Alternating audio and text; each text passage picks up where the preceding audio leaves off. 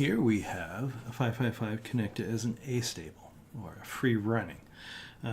It's astable and it's not stable in any state. It continually flips back and forth between on and off.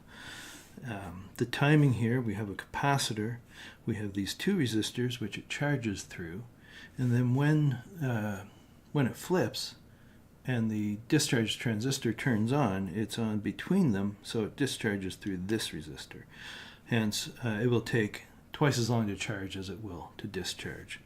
And we can watch the LED, so while it's on, it's charging, and when it goes off, it will start discharging down to 1.6. So it goes between that 1/3 VCC and 2/3 VCC.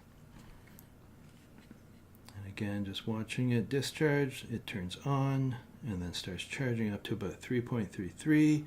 When it hits that, it will turn off and then start discharging back down to 1.66. And it will continue doing that indefinitely.